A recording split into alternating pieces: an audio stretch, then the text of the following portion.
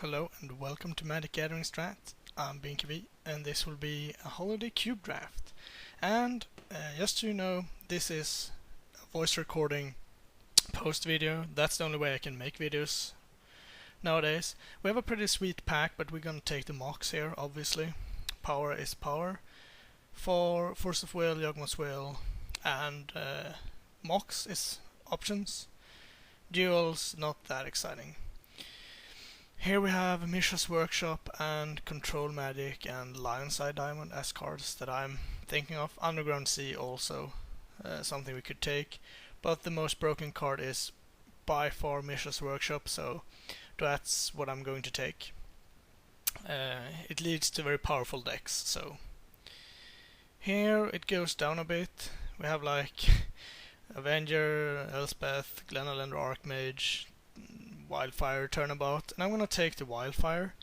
It's not as good in power cubes because people will have artifact mana, but on the other hand we will get to play it faster, so it's just a good card to have around, and some people do play creatures. Here we have a Channel and a Dak Faden. We also have Stoneforge and Wasteland, and Ponder as a blue card.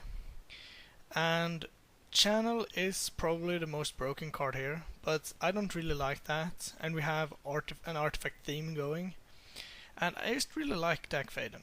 I just can't help myself. Stealing artifacts is very sweet. Wasteland would be nice if we build some kind of stacks deck, which we're looking to be right now, and Ponder is just sweet, but Dak Faden has the highest upside and the most potential, I think. And it's just a card that I would like to play with. So, Dak Faden it is. And of course we get past Emrakul right after Channel. And this pack is pretty empty for a holiday cube. There's just a bunch of dorks and I don't know. So I'm leaning towards taking the Ancient Grudge just because of the density of artifacts. We also have a green source just for free in the mocks, so why not? Another pretty bad pack, just a bunch of expensive creatures. But Gifts is at least somewhat broken. You can do pretty nice stuff with like Goblin Welder or what have you. So that's fine. We could also be seeing like turn 1 a bunch of artifact mana and turn 2 gifts to refuel. Hopefully we get something like Sphinx of the Steel Wind and Inkwell Leviathan and stuff, so we can be like a Tinker deck. That would be super sweet. Just trying to do broken things in the holiday cubes usually works out pretty well. So let's see here. What do we get? Alright. Not a very exciting pack here. We have Deceiver Exarch and Is a Charm. Deceiver Exarch has the highest upside by far. Combining him with Splinter Twin or Kikijiki seems pretty bonkers with Gifts Ungiven. You get the twin combo and they have to give you the other 2 cards. And if you get like, I guess they don't have to give you the 2 cards, but what could they? I could have like a Pestomite in hand or what have you. Here we get a gift in the ready. That's pretty sweet. It works really well in the archetype that I'm trying to build, and it has grown on me quite a bit. Here we are actually wheeling the mocks. I mean, it's not one of the good moxes, but it's still a mox, and I think it's hard to pass that down. Now we're looking at maybe turn 2 broken stuff. Here we get nothing, which is kinda sad. Smash to Smithereens is okay, but we already have Ancient Grudge, so I'm gonna pick a Sulphur Falls. Same reasoning here. I'm gonna take the Battlefield Forge. Not that we're white yet, but we might pick up a card or 2 that we want to splash, and none of the other cards are really that exciting. Gonna move Ancient Grudge to the main. I mean, with gifts it's pretty good. Here, same reasoning. The only card that we're remotely close to playing is Huntmaster, which is a decent threat that we could see playing on turn 3 or maybe turn 2 if we're lucky. And the Huntmaster turn 2 is pretty good. Here 2 off-color spells and a Pithing Needle, so needle it up. Voice, only remotely annoying card there. And a Putrid Imp for good measure. So, no combo with Workshop yet, just a Pithing Needle. And we haven't passed any artifacts at all, so we will see what that ends up. It's not certain we will be a Workshop artifact deck. We might end up being another type of artifact deck. But it's a card we should remember. Together with the ready, it's a pretty good one. So here we have Mana Crypt and Dig Through Time as the premier cards. We have a few other not so interesting ones. Dig is just super good. Easy to trigger. But I think for this deck Mana Crypt is more where we want to be. We want to do something on turn 1 or turn 2, be really explosive, really fast. And Dig Through Time doesn't help us do that. So hard pick, but I think Mana Crypt is slightly better. Though Dig Through Time would have been an easy pick otherwise. It's basically power 9 and the few mana artifacts outside power 9 that I would take over it. Same pick here, basically. We have Tolarian Academy and Treasure Cruise as the premier cards. And although I think Treasure Cruise would be super good for this deck, I think Tolarian Academy is more in line with what we're going to do. We're gonna win more matches when we play Tolarian Academy than we are when we were playing Treasure Cruise. So passing up 2 really good card draw spells for fast mana. I think basically whatever it doesn't matter what you accelerate into, just that you're accelerating into something. Here we have Frantic Search, Sour of Temptation and another Mox, and I'm gonna do the same pick as before. Fast mana is good. Sour of Temptation might be Stone Cold, and Frantic Search we're not looking at like a Storm deck. We might have some Storm elements, but for now Mox is definitely the pick. So Workshop doesn't seem to be working, so I'm gonna move it to the sideboard just to get a better picture of what I'm really working with, but I'm never gonna forget that I have it in the sideboard. Here we have a pretty boring pick. We have nothing really that we want. It's just expensive cards, burn spells. True Name Nemesis is a good card, but it doesn't do anything in this deck. We're not gonna win on True Name Nemesis beatdown, so a 1 mana or a 1 color Signet is just up our alley. Of course, Izzet Signet would be the best, but Boros Signet at least gives us one of our colors and actually helps us splash white if we need to. We have the Battlefield Forge, so it's a pretty good one.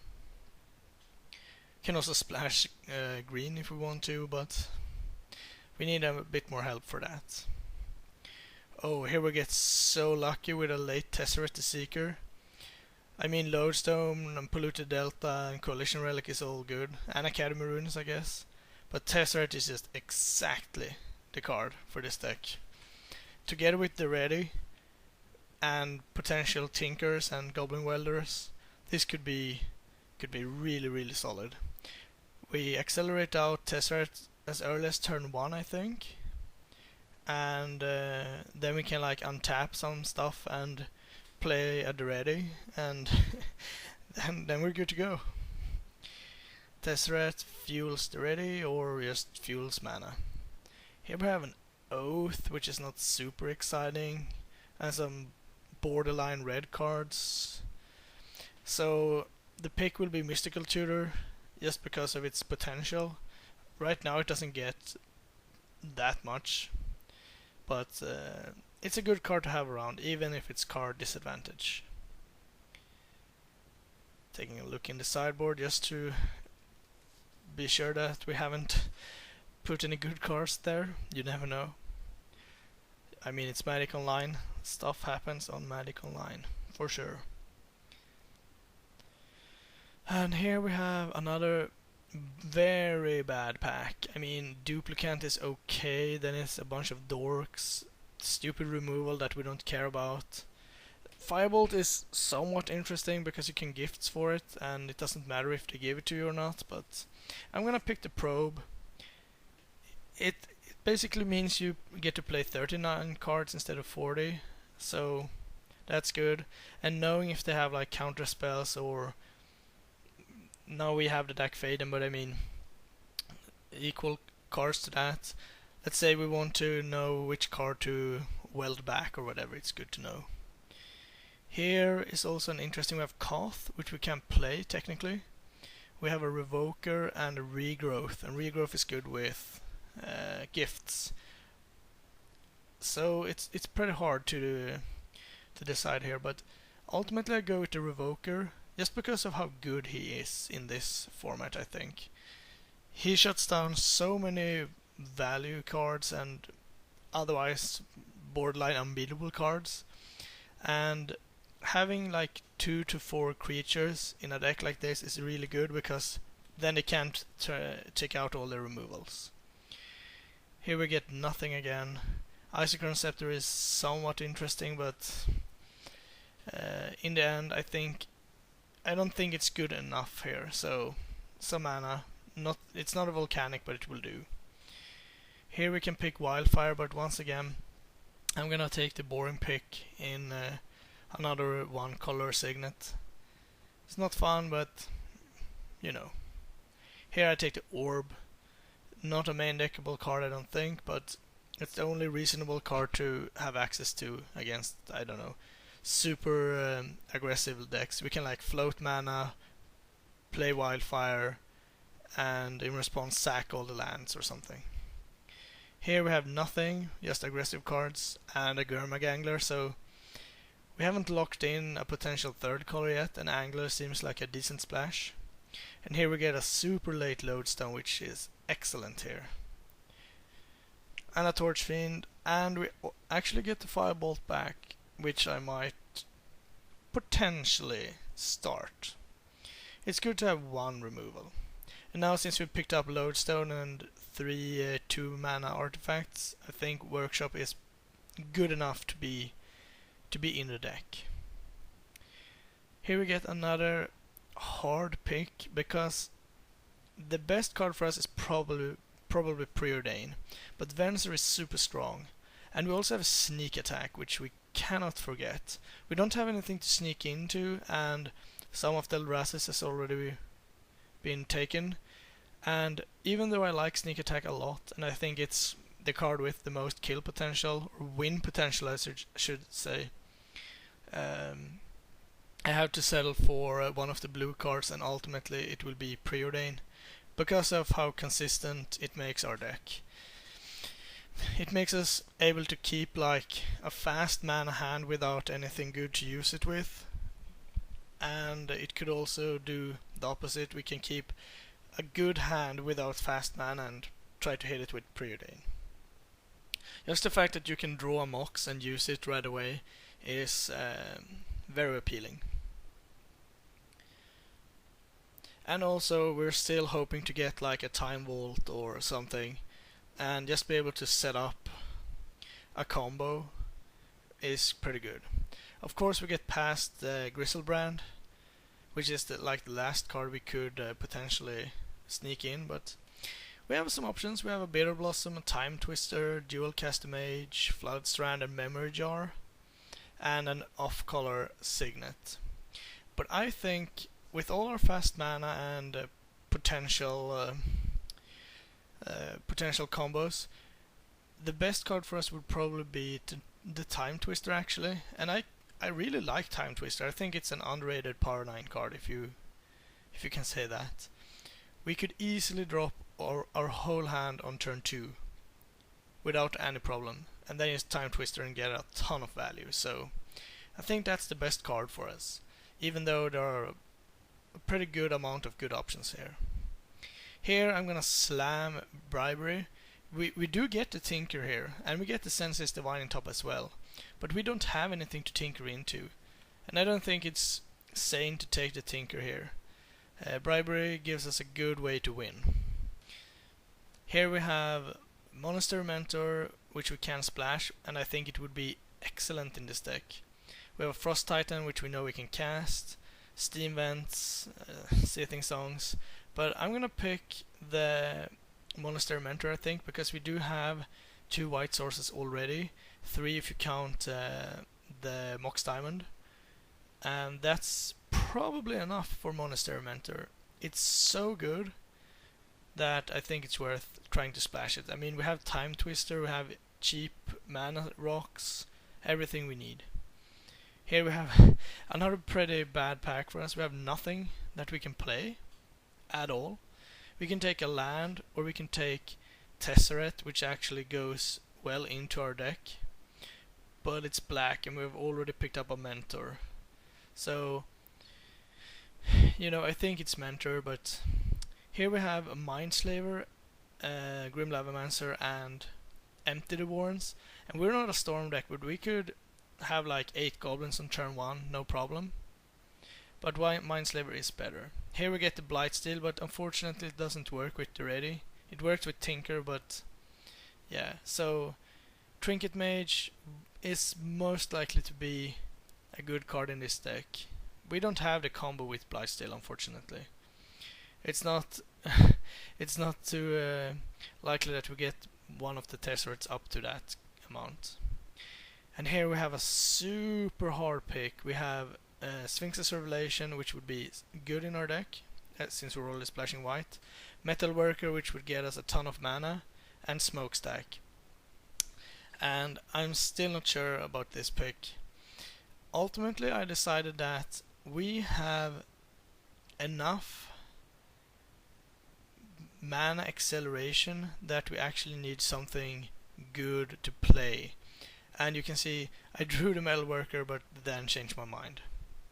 So Sneak Attack wheeled, we don't want anything else, so we're gonna take it. Griselbrand probably don't wheel, but maybe it comes around.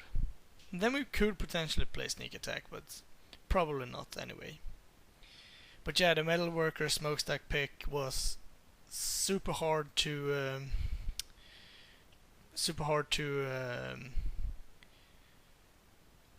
make, and I still think Metal Worker would have been super good in the deck, but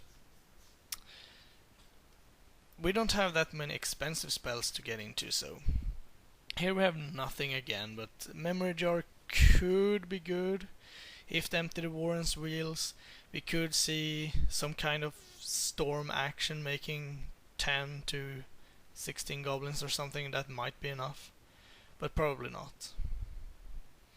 However, we might play an Empty the Warrens without the Memory Jar if we get it. We also have to check out, we have some red cards that we could potentially bring in to the main if we need them. And Deceiver Exarch obviously didn't work out, which is unfortunate. But no Splinter Twins, no Kiki-Jikis. Then we won't play Deceiver Exarch. Here we get nothing again. Red, black and green cards, but Wooded Foothills is okay. Here I think we should have picked the land tax, but I'm gonna take the Seething Song, but I'm not going to play it. Obviously survival and yeah, the 2 survival effects were there, so yeah. And we do get Empty the Warrens, and I think it's better than Trigon Predator, since we might actually run it in the main. So I'm looking at potentially 15 lands, maybe 16. It's hard to build a mana base with decks like this, because you have the Moxes, which counts as lands, but one of them needs lands to actually work, so you don't want to run too few lands. And we do have both DAC and the ready to filter. So instead of my usual split between creatures and non-creatures, I'm gonna just check how many sources I have for my win conditions and actual spells. And with 3 white sources, basically for free. I think it's okay to add 1 planes, so I'm gonna do that. It's kinda easy to pitch it if we don't want it, so 4 white sources for Monastery Mentor should be enough. Now I have to decide if there is anything from my sideboard that I want to bring in. Yeah, Trinket Mage can get all the free mana, which is good. And that will also work pretty well with Monastery Mentor. We can have turn 1 Smokestack, Lodestone Golem, Daredi, and Gifts if we want to. And in a very, very good world we can have Tesseract or Bribery, but probably not. So we're looking at disrupting our opponent's mana with Smokestack, Wildfire, Lodestone Golem, stuff like that. We can disrupt their other game plans with Phyrexian Revoker and those cards, and we have Bribery to snag their best win condition, and Monastery Mentor to, you know, win the game. I haven't given up on sneak attack, but we actually don't have anything. Yeah, we can sneak in Mentor, but I just don't see that being great. Huntmaster, we already have 2 free green sources, 3 if you count the Mox Diamond, so we could easily splash him, but we already have enough on 4, so I don't think that's good. Tesseract is also still an option, but there we only have 1 source, and that's the Mox Diamond. But we could play Gurmag Angler as well and play like 2 swamps. So I'm gonna put potentials over to the right. Memory Jar is still a potential, and Empty the Warrens I think I'm going to main. We also have the Firebolt, and 1 piece of early removal isn't that horrible. It's also pretty good with Monastery Mentor since it's 2 spells. So I'm rapidly going to dismiss the black, put in the red cards, and that should bring us down to 16 lands in total if I'm not mistaken. And we don't need more planes, and I'm gonna do a quick count of blue and red sources. We need a blue earlier and more reliable than we need red, which Modo kindly suggested as well, but we have 1 extra land that we can add. And as it turns out, we have a lot of free red sources already, so I think we do afford to have 1 more red source, but I think it's better for our chances to win if we add more blue. So yeah, that will be the deck, and I will submit it, and I'll see you shortly for the first match.